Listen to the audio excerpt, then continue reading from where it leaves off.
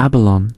June 323 BC, Alexander III of Macedon develops a progressive fever following a banquet held with naval officers at the residence of Admiral Nearchus. In the days that follow, the temperature does not break. The king gradually loses his ability to move independently and, later, his capacity for articulate speech. His generals, Perdiccas, Leonatus, Ptolemy, Seleucus, and other senior commanders wait outside the royal chambers, awaiting instructions on the transfer of power. The man who had defeated the Achaemenid Empire under Darius III controlled a continuous territory stretching from Egypt to the Indus Valley, reshaped administrative systems across dozens of satrapies, and founded more than 20 cities, had not named a direct heir. Roxana, his principal wife, was pregnant, but the child had not yet been born. The only candidate of immediate royal blood was Aridaeus, the illegitimate son of Philip II, a man whose cognitive limitations were acknowledged by ancient sources. When asked about the identity of the rightful successor, Alexander reportedly answered, according to the records of Diodorus, Siculus, and Quintus, Curtius, Rufus, that the empire should go to the strongest, kratisto, in the original Greek.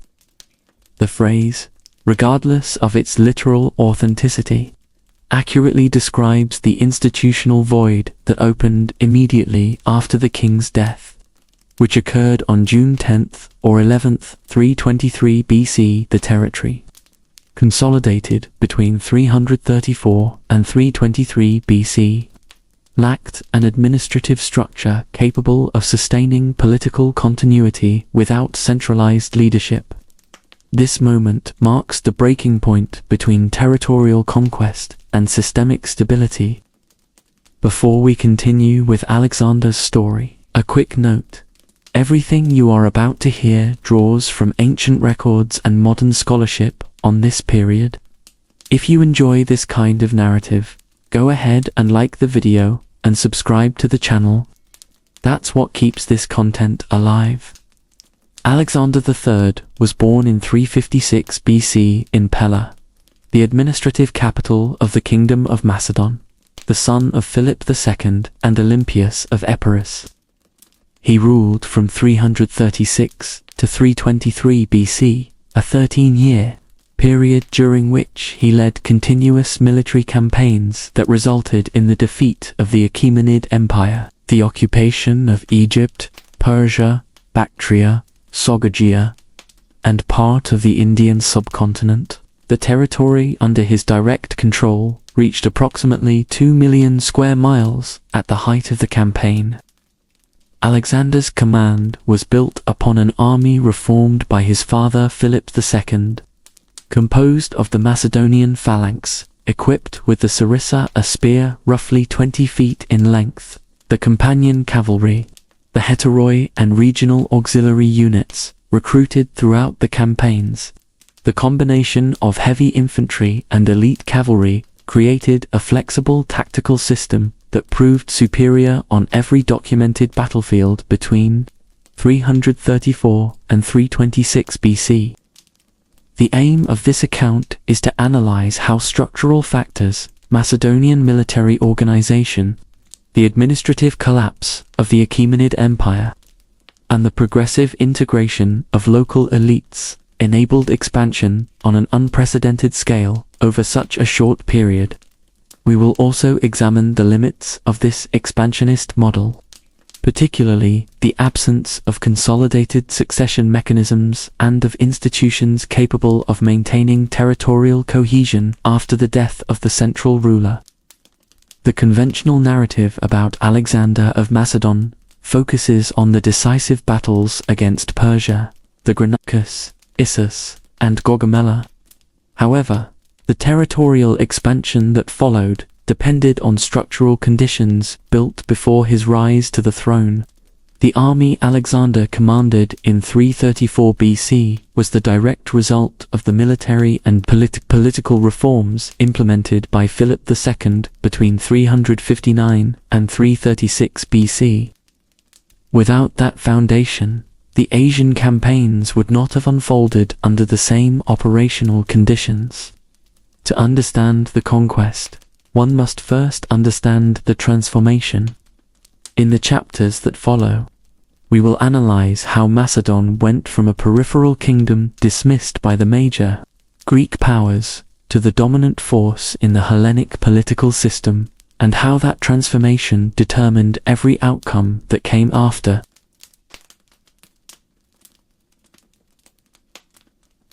At the beginning of the 4th century BC, the Kingdom of Macedon occupied a secondary position in the Greek political system.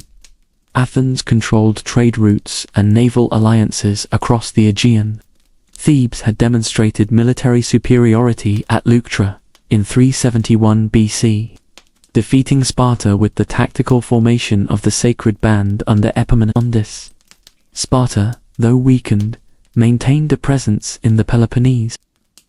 Macedon, situated to the north of Thessaly, was regarded by the Greek city-states as a semi-barbarian region with a political organization insufficiently developed to participate in the decision-making processes of mainland Greece.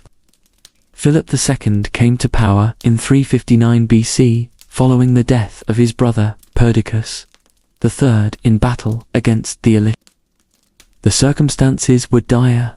The Macedonian army had suffered a severe defeat, losing approximately 4,000 soldiers, and multiple claimants to the throne were active, some backed by foreign powers.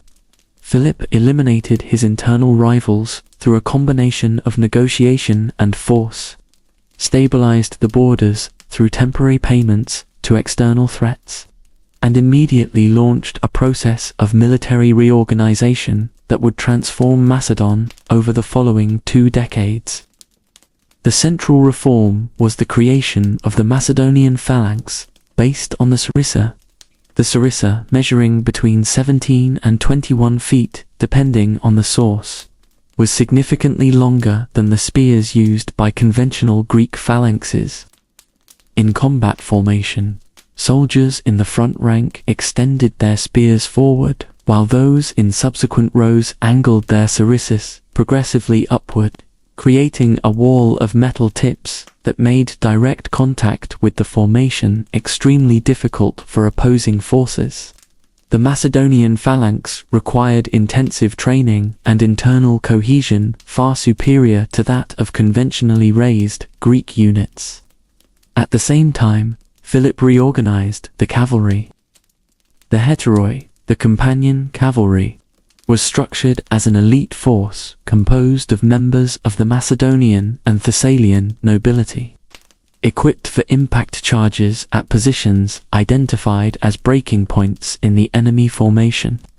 Philip's tactical doctrine combined the phalanx as an element of containment and pressure with the cavalry as the decisive force. The infantry fixed the enemy while the cavalry identified and exploited gaps.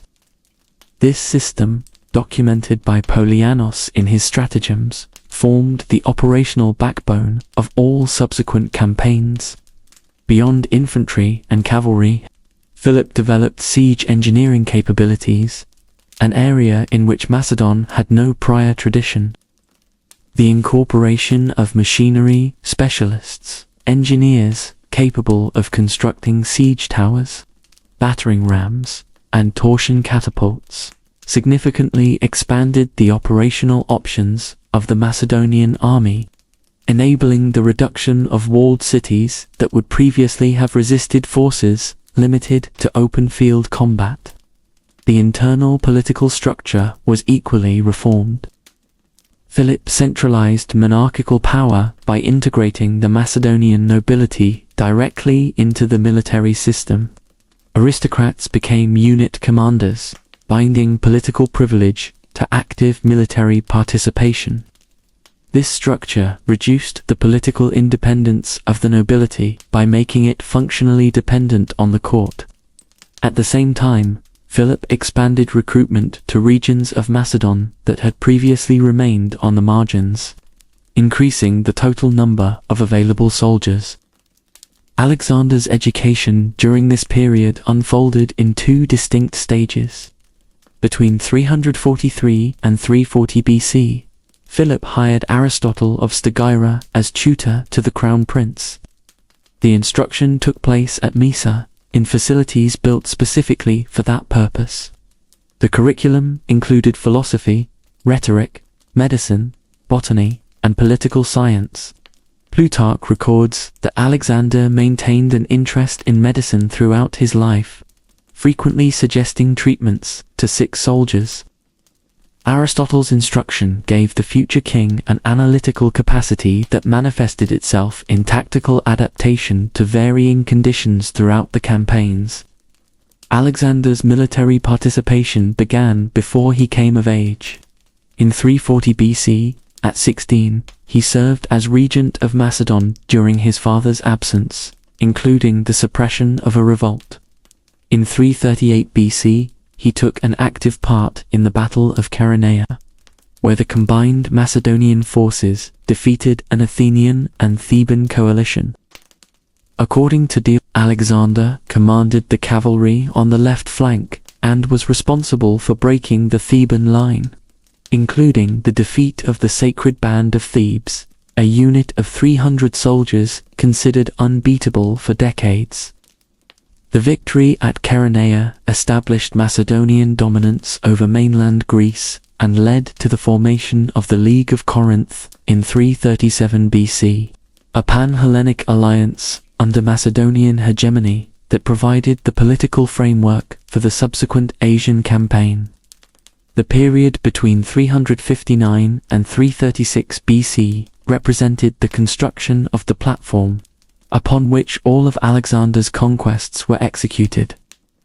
The Macedon of 336 BC was not the peripheral kingdom of 359 BC.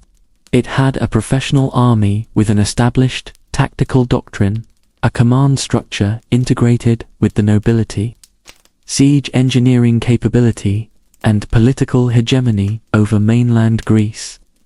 This combination of conditions is the indispensable starting point for understanding everything that followed.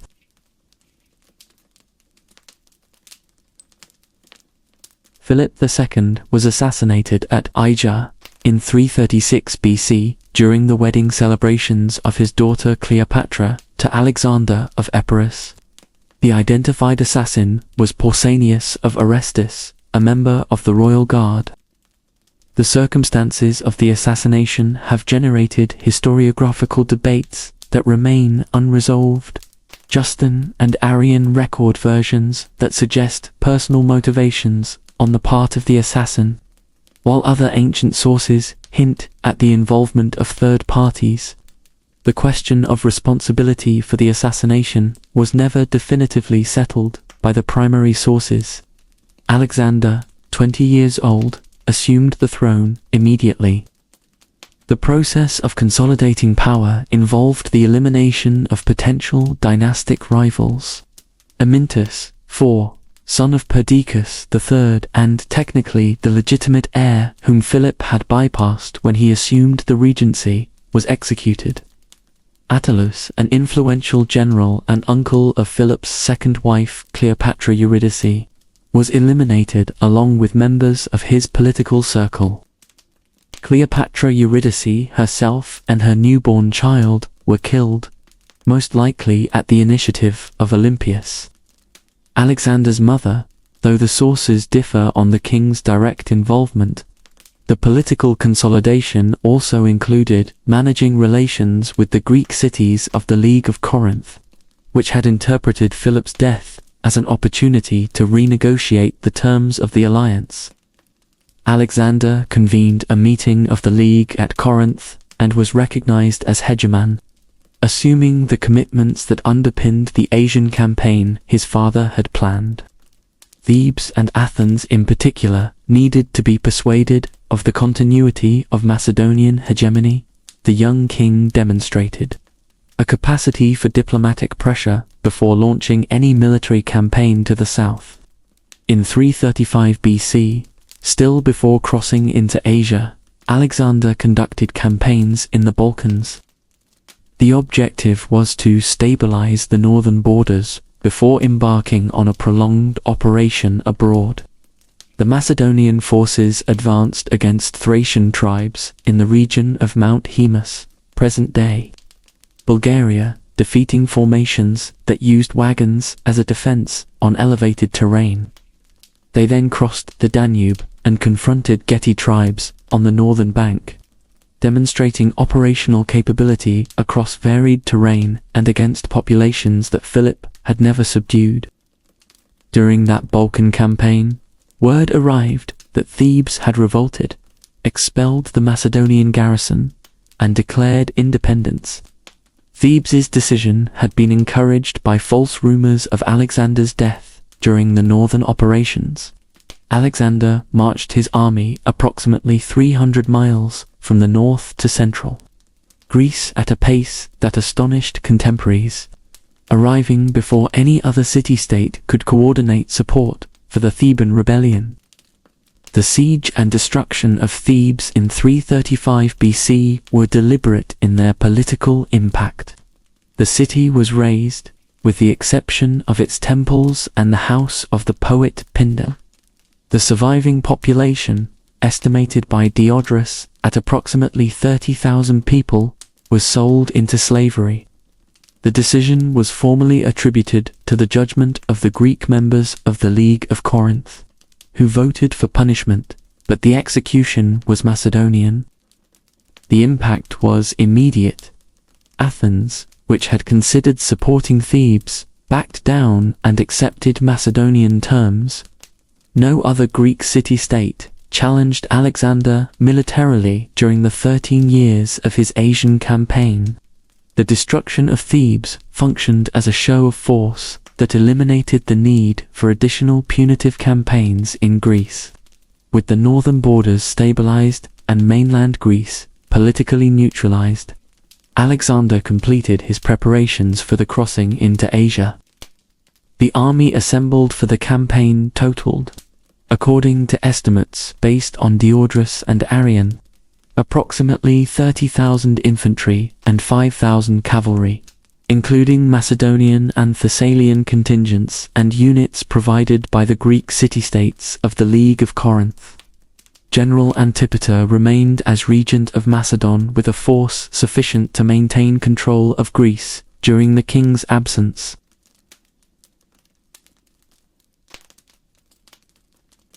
The crossing of the Hellespont took place.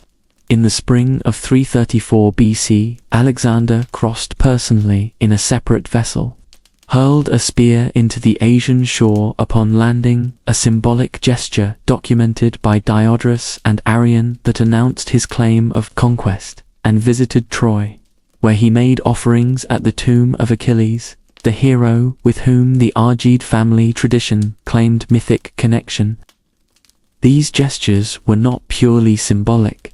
They framed the campaign as a pan-Hellenic mission of vengeance against Persia, a political narrative that justified the League of Corinth alliance and the participation of Greek contingents. The Achaemenid Empire that Alexander confronted in 334 BC was, under Darius III, a complex and extensive political system, but one with significant structural vulnerabilities. Darius III had assumed the throne in 336 BC, the same year as Alexander, following a series of political murders that had eliminated his predecessors. The Persian imperial system rested on administration by satrapies, provinces governed by satraps, with considerable regional autonomy. The cohesion of the system depended on the king's ability to coordinate the military forces of different satrapies when necessary, a process that required time and efficient communication. The first organized opposition arose at the river Granicus, a tributary of the Propontis. In the spring of 334 BC, the satraps of the western Anatolian provinces, including Arsites of Hellespontin, Phrygia, and Spithridates of Lydia, had assembled Persian forces and Greek mercenaries, estimated at between 15 and 20,000 Persian horsemen, and a comparable number of mercenary infantry, according to the sources. The Persian position was on the eastern bank of the river, with cavalry positioned at the front to prevent a crossing. The Macedonian general Parmenion recommended waiting and crossing at dawn, when visibility and crossing conditions would be more favorable. Alexander rejected the recommendation and ordered an immediate attack. The decision went against conventional tactical principles for river crossings, but it exploited a specific reality. The Persian defensive position was built around cavalry, not heavy infantry, and a successful crossing would eliminate the defensive advantage of the river before additional reinforcements could be organized. The initial attack was led by cavalry units on the Macedonian right flank. Alexander participated personally in this phase, recognizable by his helmet and plumes, which made him a direct target for Persian forces. At one point during the fighting, Arrian records that Alexander was simultaneously attacked by two Persian officers. Cletus, the Black, the cavalry commander, intervened and saved the king by severing the arm of one of his attackers. The Battle of the Granicus was decided when the Persian cavalry line was broken and the Macedonian forces encircled the Greek mercenaries, who continued to resist in the center. The treatment of the Greek mercenaries captured at the Granicus was deliberately harsh.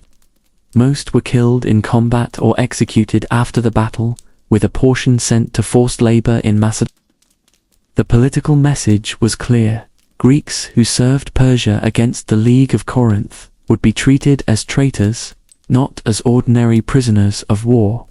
The impact of this policy on the subsequent decisions of Greek mercenaries to resist or negotiate surrender was significant throughout the remainder of the campaign. After the Granicus, Alexander controlled access to the western coast of Asia Minor. The administrative reorganization that followed adhered to specific political patterns in the Greek coastal cities. Alexander removed pro-Persian oligarchies and established democratic governments, which generated local popular support and weakened resistance. In non-Greek regions, he maintained existing administrative structures, replacing only the highest-ranking officials with figures loyal to Macedonia. The satrap Kala was designated for Hellespontan Phrygia in place of Arsaces, who had taken his own life after the defeat. This pattern, preserving local structures while replacing leadership, would be repeated on an ever larger scale throughout the entire campaign.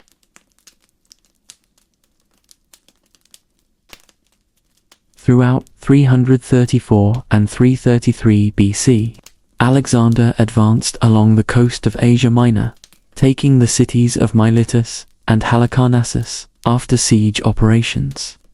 The most strategically significant decision of this period was the dissolution of the Macedonian fleet following the capture of Miletus. The justification, according to Arrian, was financial. Maintaining the fleet was costly, but it was also strategic.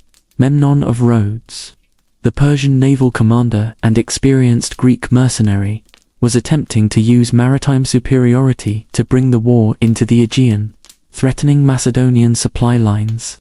By advancing rapidly along the coast and seizing the ports, Alexander stripped the enemy fleet of its coastal logistics, rendering it operationally useless.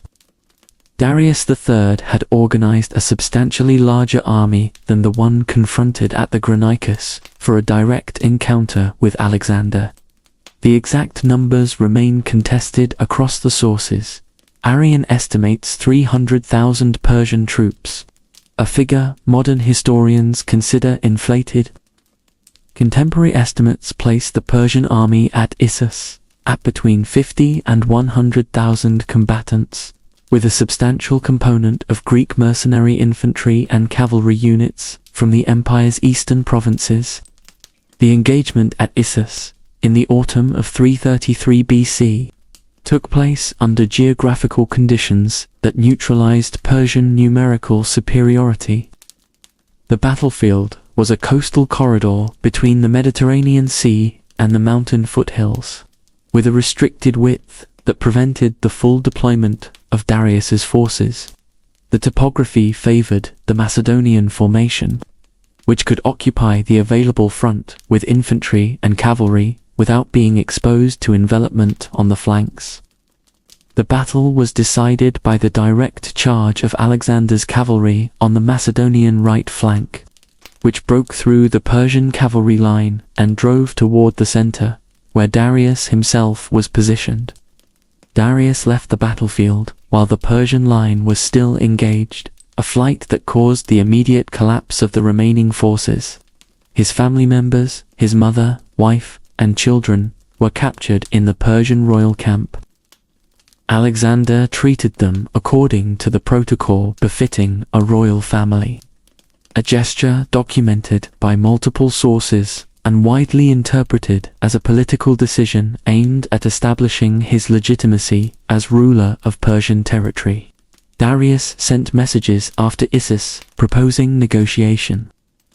The versions recorded by Arrian and Diodorus differ in their specific terms, but included an offer of territory, ransom for the captive family members, and the establishment of the Euphrates River as the border between what remained of the Persian kingdom and Macedonian territory.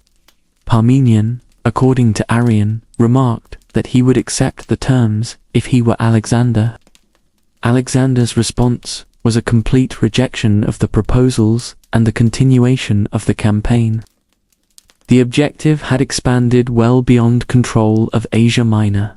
The destruction of the Achaemenid Empire as a political structure had become the declared goal. The strategic decision after Issus was not to pursue Darius immediately into the Persian interior. Alexander turned his attention to the Phoenician coast, advancing southward with the aim of eliminating the remaining naval bases in the eastern Mediterranean. The most significant operation of this period was the siege of Tyre, a city built on an island approximately half a mile from the mainland, with walls reaching up to 100 feet in height on the seaward side. The siege of Tyre lasted 7 months, from January to July of 332 BC, and represented the greatest feat of military engineering in the campaign to that point. The solution adopted was the construction of a mole, a causeway of earth and stone, from the coast to the island, allowing siege towers to be brought against the walls. The construction of the mole was interrupted multiple times by Tyrian naval attacks and adverse weather conditions. Alexander supplemented the operation by acquiring Phoenician fleets from Svan, Byblus, and Aradis, cities that had submitted voluntarily, which neutralized Tyre's naval superiority. The city was taken by a combined assault from land and sea. According to Diodorus, approximately 8,000 Tyrians were killed during the final battle, and 30,000 were sold into slavery. 2,000 men of military age were crucified along the coast. After Tyre, Gaza offered brief resistance before falling after a 2-month siege. The road to Egypt lay open. The coastal campaign as a whole, from Asia Minor to Gaza, systematically eliminated every Persian naval base in the eastern Mediterranean, making any Persian naval counteroffensive operationally impossible.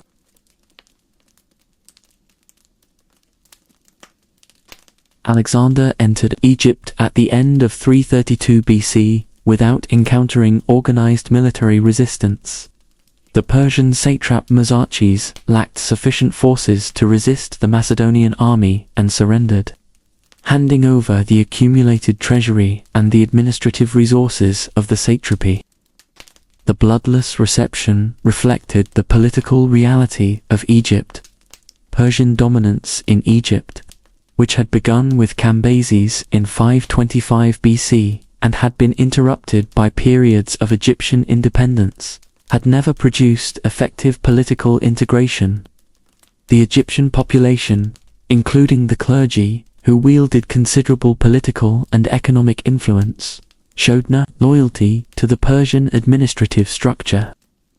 In Memphis, the administrative and religious center of Egypt, Alexander made sacrifices to the Egyptian gods, including Apis, the sacred bull that the Persians had treated with notorious disrespect. Cambyses was accused in Egyptian tradition of having wounded the sacred animal. His participation in Egyptian rituals was not spontaneous syncretism. It was deliberate political legitimization directed at the Egyptian priesthood, whose cooperation was essential for the administration of the territory. Alexander was subsequently crowned pharaoh, assuming the dual titles of Egyptian monarchy and formally inserting himself into the tradition of Egyptian rulers. The founding of Alexandria in Egypt during the winter of 332 to 331 BC was an urban planning decision with far-reaching strategic implications. The site chosen was the Mediterranean coast west of the Nile Delta, near the village of Relaxation. Its strategic advantages included Mediterranean Sea access, proximity to the Egyptian interior via the Nile Canal system, and a climate more favorable than that of the eastern delta. The urban plan, attributed to the architect Dinocrates of Rhodes, employed an orthogonal grid system with north-south and east-west orientation.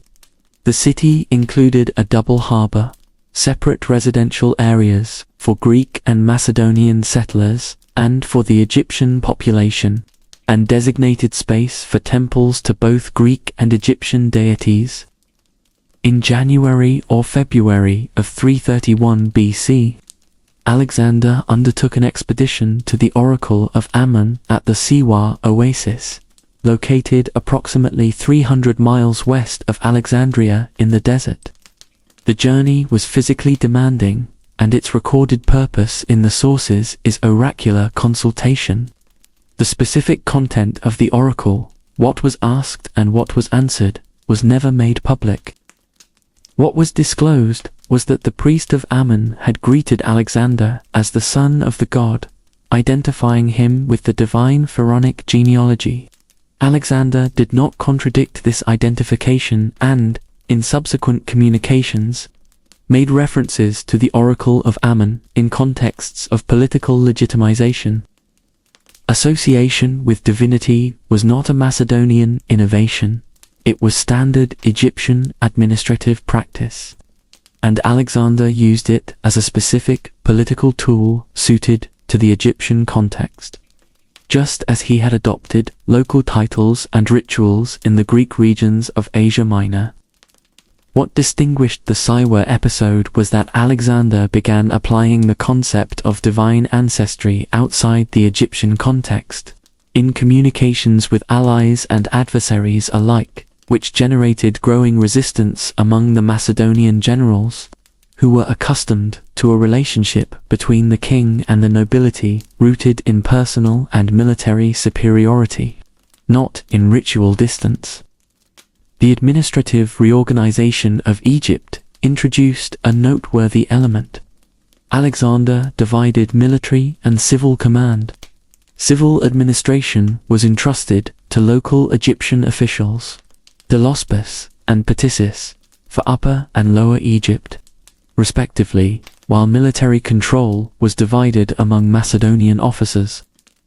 This functional separation between civil and military authority was an adaptation of Persian structures, which similarly distinguished the authority of the civil satrap from that of the military commander within the satrapies.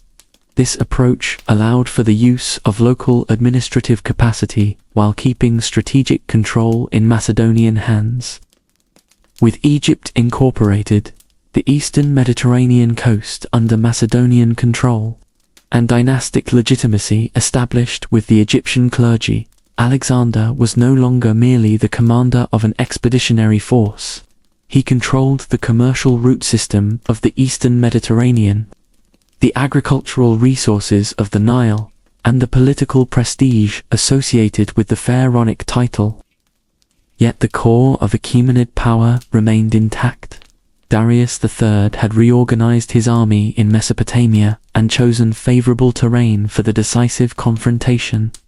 The next engagement would not merely decide a battle. It would determine whether the Achaemenid Empire, the structure that had controlled the Near East for more than 2 centuries, would continue to exist as a political entity.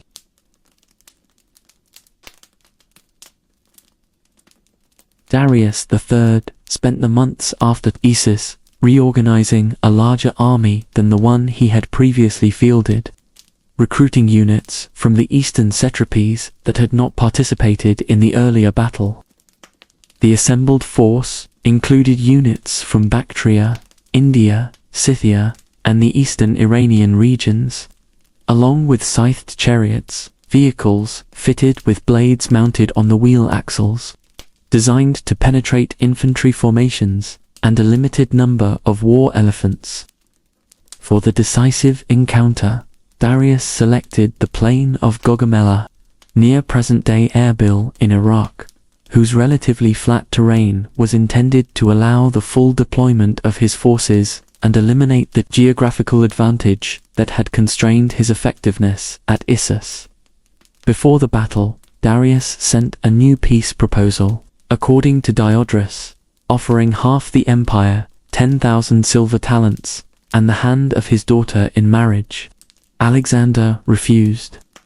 The decision reflected the fact that the campaign's objectives had definitively expanded beyond any negotiated settlement. The complete replacement of Achaemenid power was the declared goal.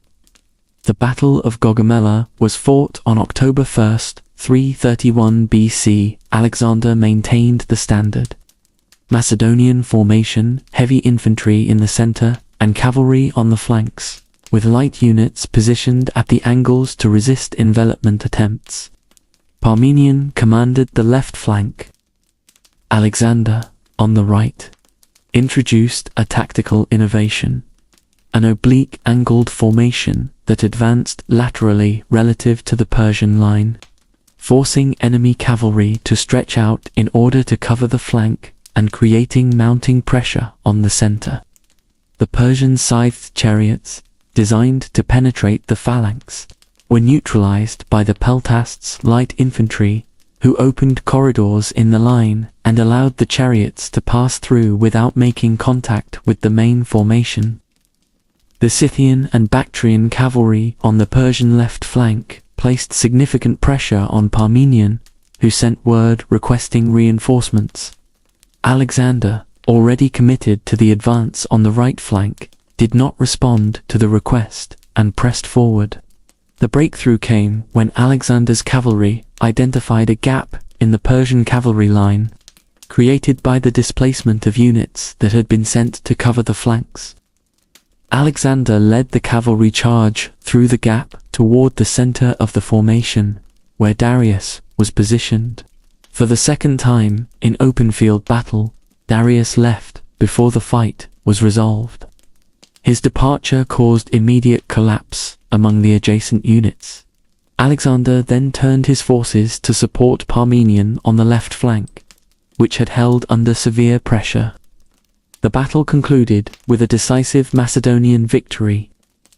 The immediate consequences were the opening of the imperial interior. Babylon, the most populous city in the Near East, surrendered without a fight. The satrap Mazaeus, who had commanded the Persian cavalry on the right wing at Gaugamela, negotiated the city's handover and was retained as satrap by Alexander I, Persian to hold the office of satrap under Macedonian administration. The decision reflected administrative pragmatism. Mazaeus had local experience, connections with the Babylonian elite, and the ability to ensure an orderly transition of power. Susa, the empire's administrative capital and home to a portion of the royal treasury, was taken next, without resistance.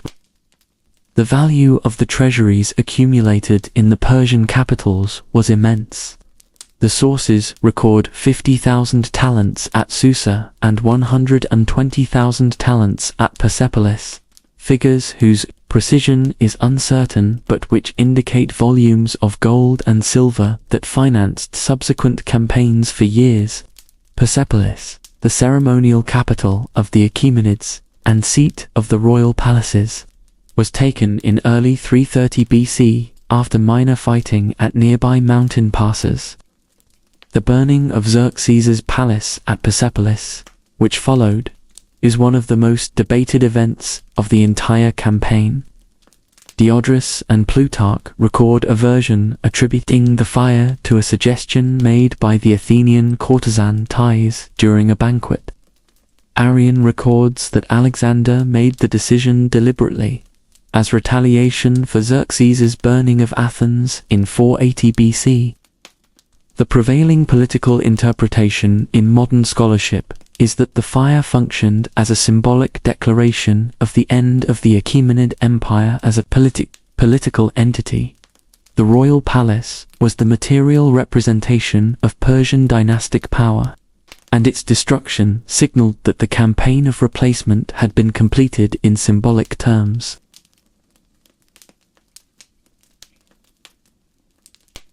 After Persepolis, Alexander resumed the pursuit of Darius, who had retreated to the northeast.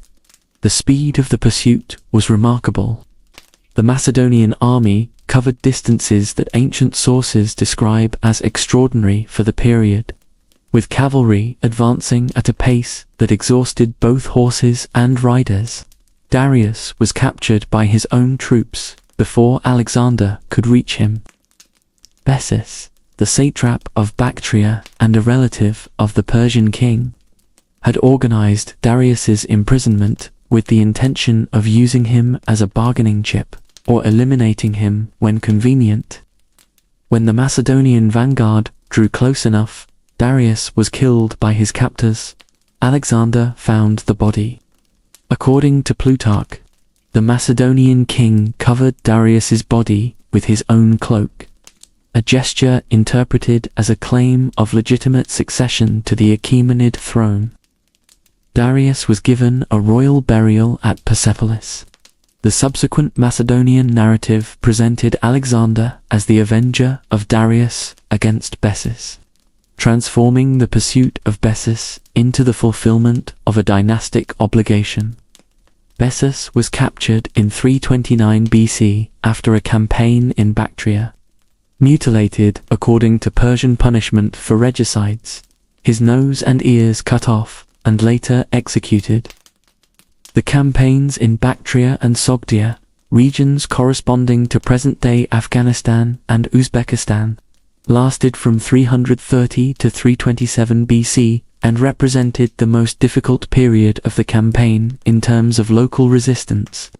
The opposition was not from structured armies in open battle, but from guerrilla warfare conducted by local populations under leaders such as Spitamenes, a Sogdian native who coordinated effective resistance for approximately 2 years. The Macedonian response combined the devastation of resistant settlements, the founding of new cities garrisoned by veterans, including Alexandria Eshit, the farthest, in present-day Tajikistan, and alliances with local elites. During this period, Alexander married Roxana, daughter of the Bactrian nobleman Euphrates, in 327 BC. The marriage was a direct political instrument, integrating Euphrates and his regional network of influence into the Macedonian structure through a matrimonial alliance, reducing the cost of maintaining military force in the region. The same mechanism had been used repeatedly by Philip II in the expansion of Macedonian power across northern Greece and Thrace. The period of the Central Asian campaigns also concentrated the gravest internal political crises of Alexander's reign. The Philotas affair in 330 BC involved accusations that Philotas, son of Parmenion and commander of the Heteroi, the elite cavalry, had concealed information about a conspiracy against the king. Philotas was tried and executed. The subsequent killing of Parmenion, the most experienced Macedonian general and a figure of authority deeply respected by the entire older generation of officers, was carried out without formal trial. Parmenion was in Ecbatana, far from the center of operations, and was assassinated by messengers before he could react. The elimination of Parmenion removed the principal figure capable of representing an internal counterweight to Alexander's authority. In 328 BC, during a banquet, Alexander killed Cletus the Black in an altercation that grew out of criticism directed at the Orientalization of the court. Cletus was the officer who had saved Alexander's life at the Granicus. The episode combined personal conflict with structural political tension. The older generation, Macedonian generals, were increasingly resistant to the adoption of Persian practices, dress, ceremonial, and the demand for proskynesis, prostration before the king, which stood in stark contrast to the Macedonian tradition of a relationship between king and nobility based on proximity and camaraderie rather than ritual distance. Alexander expressed public remorse after the incident, but the cultural tension between the Orientalization of the court and the expectations of the Macedonian veterans remained a source of instability throughout the remainder of the campaign.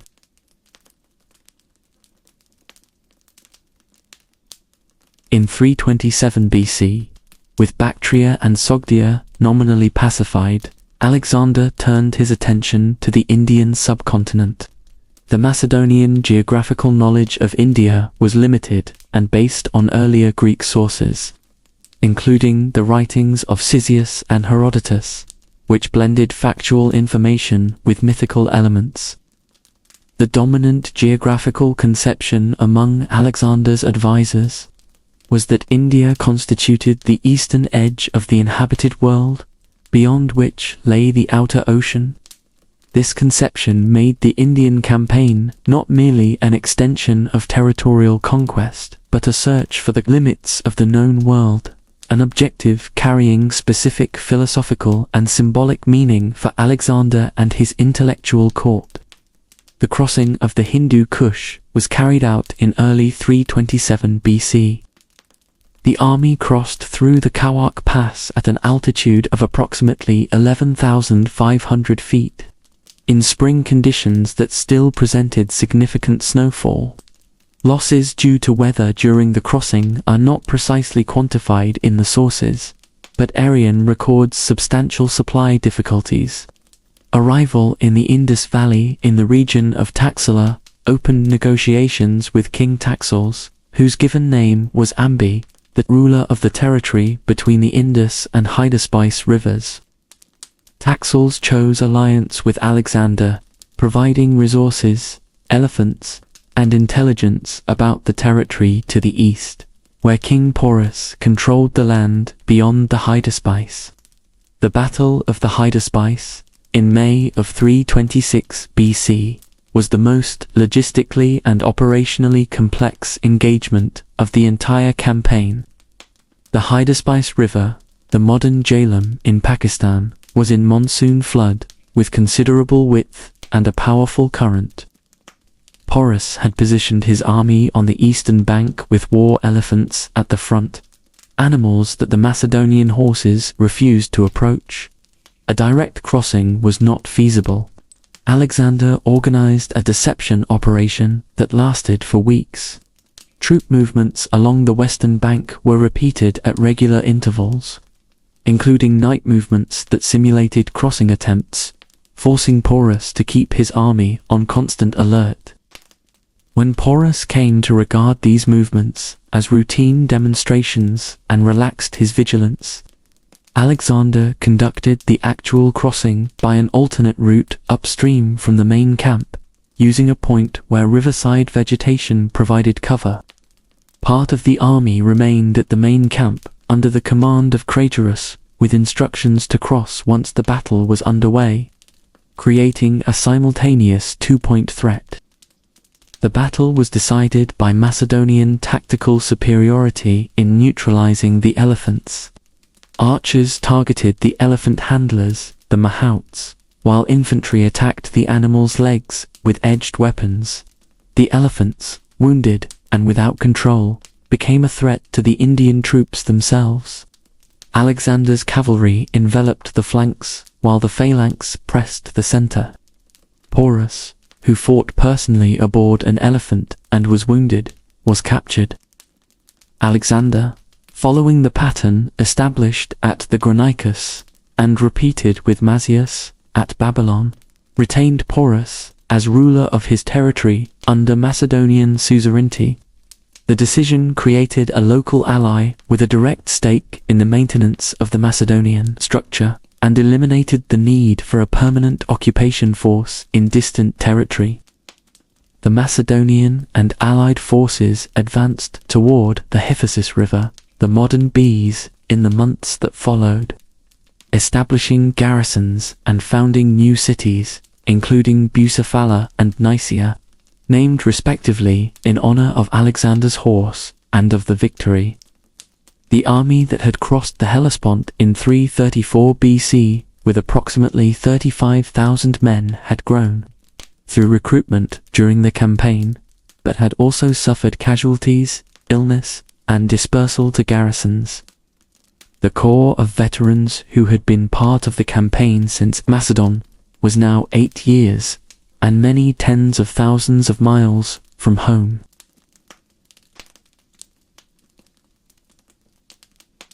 In the autumn of 326 BC, the army reached the Hyphasis River.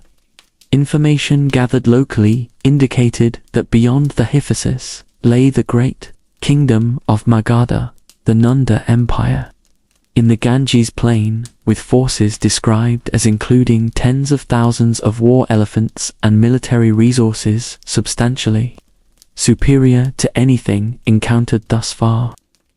The accuracy of these estimates is uncertain, but they were the information available to Alexander and his generals at the moment of decision. Alexander summoned his officers and announced his intention to continue the advance beyond the Hyphasis. The response was initial silence, followed by collective refusal. General Coenus, one of the most respected commanders who had served throughout the entire campaign, took the floor. The speech attributed to Coenus by Arrian presents the troops' arguments in systematic fashion. The men had served for 8 years of continuous campaigning. Many were dead or wounded. The survivors were veterans who deserved to return to their families and estates in Macedon and Greece. Coenus died of natural illness shortly afterward. Arrian records that Alexander paid full military honors at his funeral, noting no sign of ill will. Alexander did not immediately accept the refusal. He withdrew to his tent and remained secluded for 3 days, a period the sources interpret in different ways, as genuine disappointment or as an attempt to pressure the army into reversing its position. In neither case did the outcome change. After the 3 days, Alexander performed auspicial consultations, ritual sacrifices, whose results were interpreted as divine indication, and the outcome was declared unfavorable for continuing the advance. The religious interpretation provided a justification that allowed the king to turn back without explicitly admitting defeat under pressure from his soldiers. Alexander ordered the construction of 12 monumental altars at the easternmost point the campaign had reached, dedicated to the 12 Olympian gods, as markers of the limit of the conquest. Each altar was built 2 dimensions exceeding those of a normal battlefield, according to Arrian, designed so that future generations could verify the extent of the campaign. The scale of the altars reflected both the monumentalization of the achievement and the desired permanence of the territorial claim. The decision to return was communicated to the army with celebrations that framed the withdrawal not as defeat, but as the completion of the mission. The Hyphasis limit of 326 BC represented the only point of the campaign. at which the collective will of the army overrode the commander's decision. The episode demonstrated simultaneously Alexander's dependence on his military structure without the army. There was no campaign, and the practical limits of royal authority over men who had fought for a decade far from home. The return that began at that point was not direct. The route back through the Indus River system involved further significant fighting.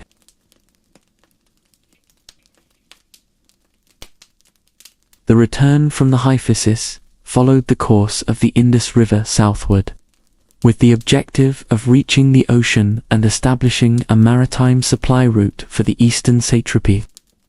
The descent along the Indus, conducted simultaneously by land and by a river fleet built for the operation under the command of Admiral Nearchus, took approximately 10 months and involved battles against local populations who resisted the Macedonian advance. The most significant episode of this stretch was the siege of the Malian city, identified with the Malawi of Indian sources, in present-day central Pakistan, in 326 to 325 BC. Alexander personally led the ladder assault on the city wall and was the first to jump inside, followed by only 3 or 4 companions before the ladders collapsed under the weight of the soldiers trying to follow him. The king found himself isolated within the enemy city and received an arrow wound to the right lung, which pierced a rib and penetrated lung tissue. The wound was serious enough that rumors of his death spread through the army encamped outside the city before he was brought out. Alexander's recovery took weeks. The lung wound was life-threatening, and the sources record that the king was carried on a stretcher for a significant period before resuming normal activity. The incident demonstrated both Alexander's willingness to expose himself personally in combat, a pattern maintained throughout the entire campaign, and the fragility of a command system that depended entirely on his person. Without Alexander operational, the army's decisions ground to a halt. Reaching the Indus Delta in the summer of 325 BC, Alexander divided his forces for the return to Persia. Nearchus received command of the fleet with instructions to explore the coastal route of the Indian Ocean to the Persian Gulf. The maritime route was unknown to Greeks and Macedonians, and Nearchus completed it successfully, documenting the journey in a text that Arrian used as a source in a separate work.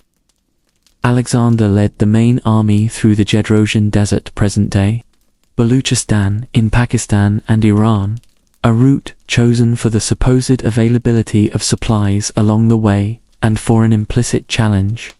Cyrus the Great and Semiramis, mythic figures of the Persian tradition, had attempted and failed to cross the same desert.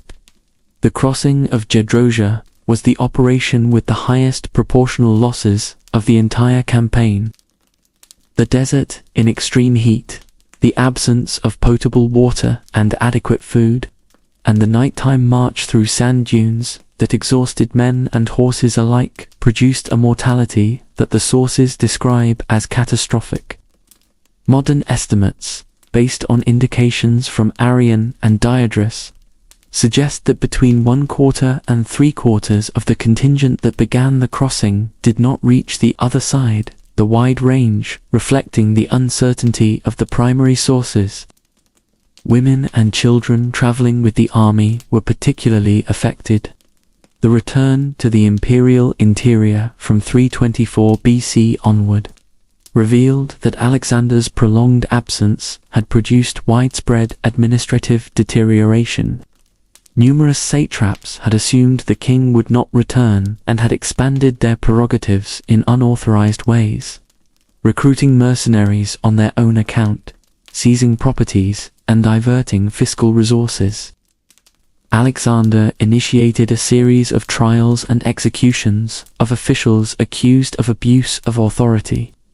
At least 6 satraps were executed during this period, including Clender and Sitalzes, in media commanders who had served under Parmenion, the executions sent an unambiguous signal that royal authority had not been suspended by the king's physical absence. At Susa, in early 324 BC, Alexander organized what became known as the Susa weddings, a collective ceremony in which he himself and 90 of his principal officers married women from noble Persian families. Alexander wed Statera, daughter of Darius III, and Parasatis, daughter of Artaxerxes III. The event was framed as a celebration of the fusion of Macedonian and Persian traditions, with the ritual conducted according to Persian ceremony. Most of the Macedonian officers who participated dissolved these marriages after Alexander's death. The event represented both the peak of the cultural integration policy and the point of greatest internal resistance to that policy.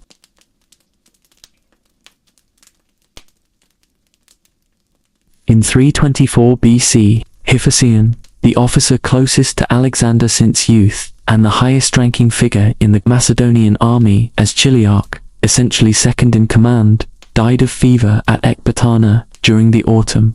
The impact of Hephaestion's death on Alexander was documented by multiple sources as exceptional in its intensity. Alexander refused food for several days, ordered a period of official mourning throughout the empire, petitioned the oracle of Ammon at Siwa to grant Hephaestion divine honors, and committed substantial resources to the funeral and the planned mausoleum. Plutarch records that Alexander burned the arsenal at Ecbatana as an expression of grief. The weaponry intended for the Arabian campaign destroyed as an offering. Hephaestion's death also carried significant political weight. As Chiliarch, he had been the principal intermediary between Alexander and the army's command structure and the imperial administration. His absence created a void, not only emotional but functional, in the chain of command. Alexander did not name an immediate successor to the office, producing an ambiguity in the hierarchy of authority that persisted until the king's own death. At Apis, still in 324 BC, the episode known as the Apis Mutiny unfolded. Alexander had announced the discharge of the oldest Macedonian veterans, with bonus payments and return to Macedon. The unexpected reaction was hostility. The soldiers interpreted the discharge as abandonment and rejection in favor of the Persian troops Alexander had progressively integrated into the army, including a Persian cavalry unit called the Successors that mirrored the Macedonian heteroi. The accumulated tension between the Orientalizing policy and the expectations of the Macedonian veterans erupted in a collective verbal confrontation. Alexander responded to the mutiny by arresting and executing the identified ringleaders, 13 men according to Arrian, and announcing that he would discharge the entire Macedonian army and conduct future campaigns exclusively with Persian troops. The threat was militarily unworkable, but the isolation he imposed on the army for several days proved effective as pressure. The episode resolved itself in a ritualized reconciliation. Alexander organized a banquet to which he invited 10,000 Macedonian and Persian soldiers, conducting a ceremony that proclaimed the union of the two peoples under his leadership. The political significance of the OPI's banquet was the formalization of the integration objective as declared imperial policy, not merely administrative practice. During the winter of 324 to 323 BC, Alexander conducted a military campaign against the Cassians, a mountain people of the Zagros range, an operation carried out in winter, a period when ancient armies conventionally ceased operations as a demonstration of undiminished capability and, possibly, as a distraction from grief over Hephaestion's death. He then advanced to Babylon, which was becoming the de facto administrative center of the empire, geographically central between the Mediterranean, Egypt, and the eastern satrapies, in Babylon, in the early months of 323 BC.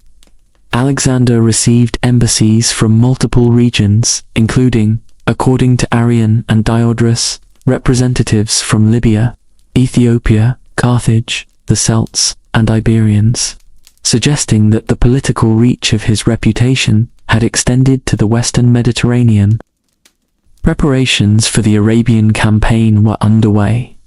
Alexander had commissioned the construction of a fleet on the Euphrates, with the declared objective of circumnavigating Arabia and establishing maritime trade routes between the Persian Gulf, the Red Sea, and Egypt. The economic integration of the Indian Ocean, Persian Gulf, and Mediterranean trade routes into a single system would have represented a transformation of the commercial structure of the ancient world. In May of 323 BC, Alexander took part in a series of banquets. After one of them, held at the house of Nearchus, he developed a fever. The progression of symptoms over the following 2 weeks included rising fever, loss of voice, and progressive paralysis. On June 10th or 11th of 323 BC, Alexander III died in Babylon, 32 years of age. No heir had been designated. Roxana was pregnant, but the child who would be born as Alexander IV had not yet arrived. The system, built over 13 years of campaigning, possessed no mechanism for the transfer of power that did not depend on Alexander's person. The cause of death remains debated both in the ancient sources and in modern historiography. Hypotheses include typhoid fever, complicated by pneumonia, poisoning by strychnine, which would produce ascending paralysis, and other infectious conditions. The impossibility of a definitive diagnosis after more than 2 millennia, combined with the absence of sufficiently specific clinical description in the sources, renders the question irresolvable with the instruments currently available.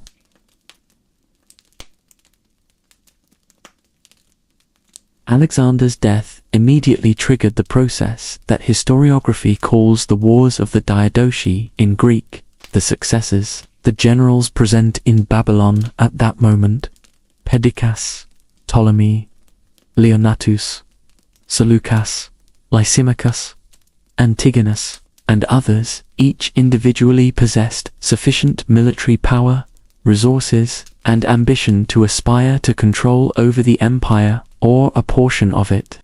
The first crisis was immediate. A rift between the cavalry, which supported a regency under Perdiccas, while awaiting the birth of Roxana's child, and the infantry, which preferred Aridius, Philip II's illegitimate and cognitively limited son, as a visible and immediately available figure of dynastic legitimacy. The initial compromise was the joint kingship of Aridaeus, crowned as Philip III, and Roxana's posthumous son, Alexander IV, with Perdiccas as regent. In practice, power rested with the generals who held effective military forces. The division of territory, formalized at the conferences of Triperidicis in 321 BC, distributed the satrapies among the principal Diadochi. Ptolemy received Egypt and established a stable base that would become the Ptolemaic kingdom, whose last ruler was Cleopatra VII, who died in 30 BC, nearly 300 years after Alexander's death. Seleucus obtained Babylon and progressively expanded his control over the eastern satrapies, founding the Seleucid kingdom, which extended across the Near East and part of Central Asia. Antigonus, the One-Eyed, the Cyclops, controlled much of Asia Minor and sought to reunify Alexander's territory under his own command, making him and his son Demetrius, Poliorcetes, the principal antagonists of all the other Diadochi. The members of Alexander's family were systematically eliminated over the course of the Wars of the Diadochi. Philip III Aridius, was murdered by Olympias in 317 BC, Alexander IV and Roxana were executed by Cassander in 310 to 309 BC, eliminating the last direct line of legitimate succession. Heracles, Alexander's illegitimate son by Barsine, was assassinated in 309 BC before he could be used as a political figurehead by those who supported him. Olympias, Alexander's mother, was executed by Cassander in 316 BC. The systematic destruction of the direct heirs revealed that none of the Diadochi genuinely intended to preserve the Argead dynasty. The objective was their own territorial control, not administration in the name of a legitimate heir. The Battle of Ipsus in 301 BC in Phrygia was the decisive confrontation of the final phase of the Wars of the Diadochi. Antigonus, the one-eyed, was killed in the battle. The coalition that defeated him, Seleucus, Lysimachus, Cassander, and Ptolemy, divided his territory, but no lasting peace followed. Lysimachus, who had received Thrace and part of Asia Minor, was killed at the Battle of Corupedium against Seleucus in 281 BC. Lysimachus's death brought the era of the original Diadochi to a close. Every general who had been a contemporary of Alexander and had participated directly in the succession wars was now dead. What remained were the established kingdoms, Ptolemaic, Seleucid, and Antigonid in Macedon, which defined the political structure of the Eastern Mediterranean and the Near East for the centuries that followed. The period of the Wars of the Diadochi, from 323 to 281 BC, produced a political transformation that replaced the single imperial system with a structure of competing regional states.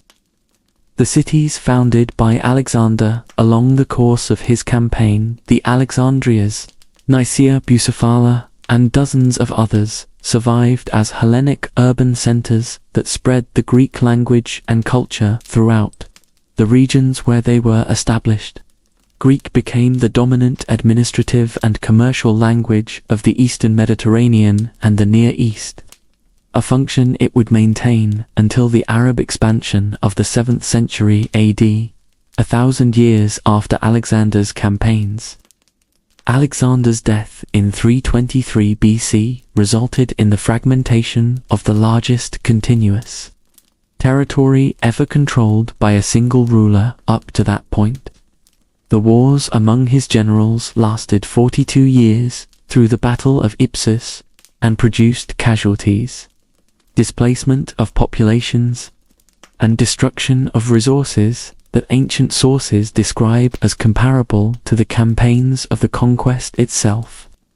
The hypothesis that a unified state could have survived without Alexander depends on institutional conditions that simply did not exist.